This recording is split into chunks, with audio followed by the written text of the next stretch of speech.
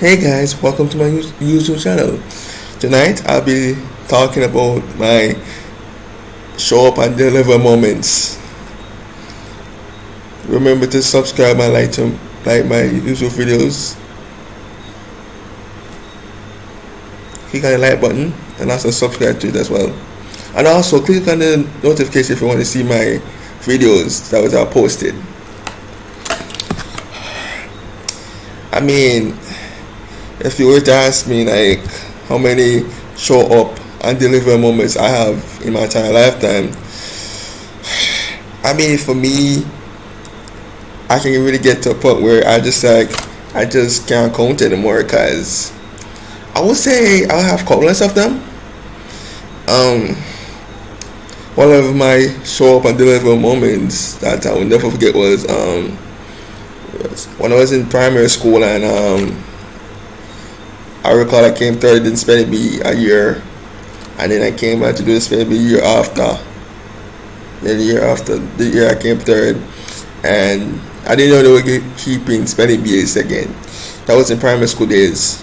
So I was like, first I got some easy words, and then I saw some hard words like advanced words, like big words and things like that, to really spread over and study. So my thing was, shoot, damn. I kind of had doubt about it at first, but then after a while I said, you know what, okay, let me study these words and spell them, at a time. And then what I found myself doing was literally, as I build my confidence up, was like to spell them repetitively over and over again. If one time I was on the road, I have to spell the words with me. That's almost how much I guess I was determined to win that competition after I came third. I think I studied those other words the year I came third, but not as much as I studied to win the spelling bee. So I studied repetitively till the day come to do till the spelling bee competition came. And for me, was a bit nervous, yeah, but not much, because for me I knew the motor word that I had put in to win that competition, and I show up. That was one of my show up and deliver moments. I show up to that day of my spelling bee competition, and I delivered. I show up and deliver that. More of that story. When you put in the work, how much work you put in does matter. If you put in little, you'll get little of it. If you put in a lot, you're going to get a lot. I put in a lot of work than I anticipated I would put in, and I was succeeded. One of my another show up at different moments was like when I would do exams. But before I get there, I remember 2012. It was sports day, the second day, the last day. In my primary school, you have 2 days where we have sports day. The first day would be like the little ones, and then the final day would be the big ones, the big students and things like that. So I remember the ultimate meters, the second final day. When he was hurting me, he was always giving me trouble for whatever reason. It was just unexplainable. I don't know why happened, keep hurting. So I remember after devotion and thing, I decided to, and I knew at 100 meters and there's a possible chance I could run. So I think before that I was going to exercise my two knees. So I exercised it the type of exercise where you just move your knee up or things like that. That kind of exercise I did. So I did it for I don't remember how long I did it for, but I did it for a good while to try to check if it was good. Cause I didn't want, when I happened to have to run that 100 meters to run, to slow me down. So I did what I could, and it did come for the time when I came for me actually run that race. I mean, the one thing the teachers would always tell us when we run the 100 meter run is look straight, don't look behind, don't look, beside, none of that. And I really can't tell you guys, I was really lacking in that race, lacking to the point where I started running. I don't know what happened. I started running, and it's like I was feeling good. Long story short, I ended up winning that race. My knee did hurt me, because I made sure to get it warm up prior to that. We need to warm up. One thing more of this story also is that when you go into the sports or anything else, a physical activity, you always want to like warm up first before you actually run to avoid injuries. So that's why it was smart for me to exercise my foot before running. Guys, imagine if I didn't do that, I probably might. I won't necessarily suffer an injury, but it could hurt me while I'm running and it might slow me down. So didn't want that happening. So I made sure work on exercising my foot before running. Another of my show up and deliver moments, and actually most of my show up and deliver moments are anytime exams at school, doing exams, big exams that are like important, and I really you have to pass those exams. So it's where okay GSAT now when I did GSAT, did I put in the work? Maybe I did. I didn't really put in much. Get multiple choice questions and all that.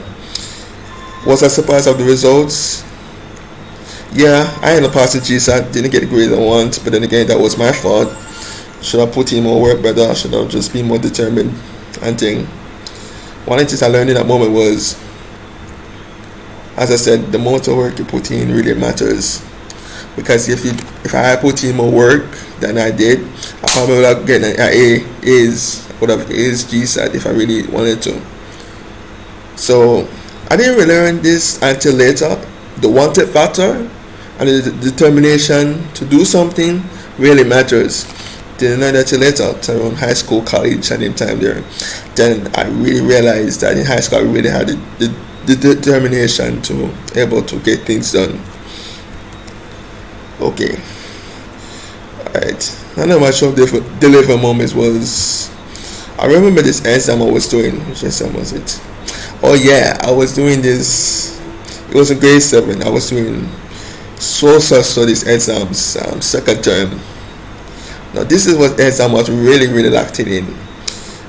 I studied, I studied hard. I did what I had to do. So I did the exam, and I was focused. I was locked in. In fact, most of these exams I was doing in grade 7s, anytime an exam come, I would fail a couple subjects, but for the most part I would pass them, and most of them I would get A's in them. So every exam I did, most of the exams I did through that time, I would get A's more than B's and C's. As I said, I would fail a couple of them, but for the most part, like I would pass them. Not only that, I would literally mash up some of these exams I would did. And that social studies exam, the second term, I mashed up that exam. It was Easter term in an exam. I mashed up that, got a 97. So another exam that I had mashed up to pieces to a point where there's literally nothing left. Only the little pieces left. If I'm being figuratively, it was religious education. That was another exam I was really extremely locked in. And I scored 98. Not only that, I got the highest. So there were moments where I got the highest in that exam. One of those exams I got the highest in was English language. First term in the end of term exam, Christmas end of term exam, and I got a 94. I got the highest in that exam. There's just several moments where not only I show up and deliver in those some of the exams I did and get A's, I got the highest in some of them as well. So really something to be proud of. And I get some 90s, 80s. That's it, I get more A's and B's. Another show up and deliver exam wise was I was doing a subject named music. Now I was struggling with this subject for the first 2 terms because I couldn't really understand it much, to be honest. I don't know. Anytime I failed, I would get below 50s every time I did that exam. That was one of those exams where I just wasn't looking forward to. As heck, I wasn't looking forward to it. So I did that exam. The final term for grade 7, I decided to, just really, I got tired of failing that subject. So I put in the work. That was one of my weakest subjects. And this exam I did it, I actually surprised myself. I got a 94.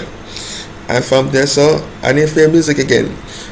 Actually, the only time I would fail music again, and that was in grade 8, was I really didn't study. But when I did the exam in the early term Easter, I made sure not to fail that again. I was at that place where I feel like all the exam I did was important. It was important for me to really top my class. I had to show up to every exam locked in and to do my best and pass it. I don't know.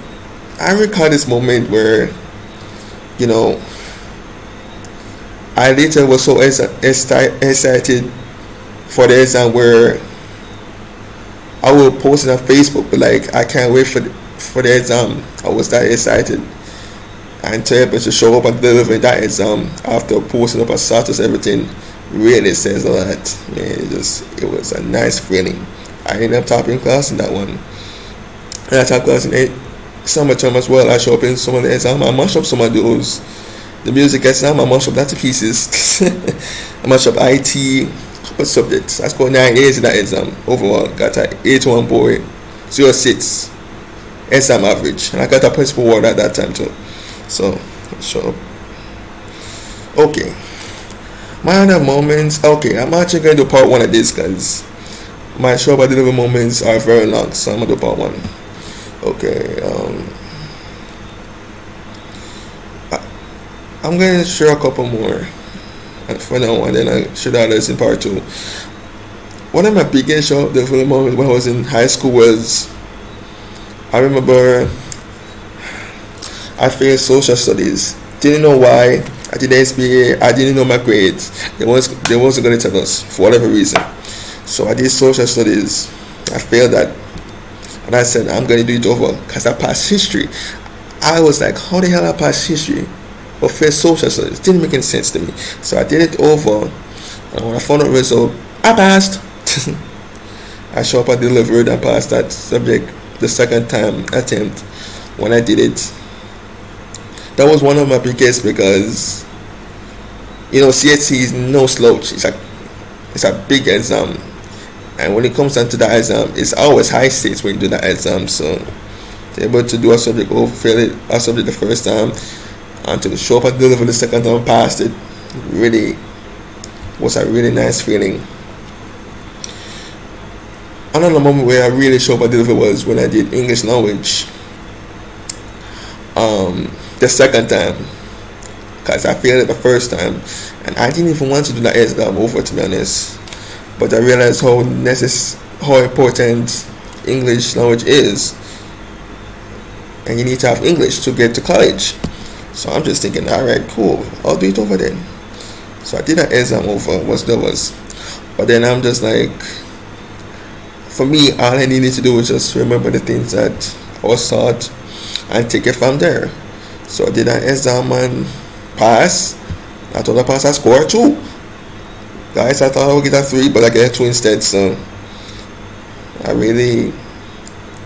saw I got an 8. I understand. I was like, ooh, man.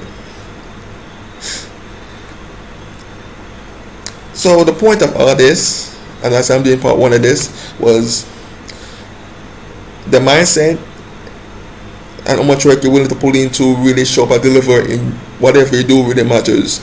And you really gotta believe in yourself that, with the help of the Lord God Almighty Himself, that you can show up and deliver in any situations that you're facing, and you actually deliver on whatever situation it is. It really doesn't matter. It could be school related, work related, any type of situation. Even when you're supposed to do a speech, I've had those show up and deliver moments where I would talk in front of persons and I would deliver. I always share those moments in part 2. So those were nice feelings. So as I said, it really doesn't matter what situation you put yourself in. If you have the Lord God Almighty as your side, you can show up and deliver any type of situation. It doesn't matter how challenging it is. So this is the end of my part 1 of my show up and deliver moments. Please subscribe and like to my YouTube channel, and have a good night.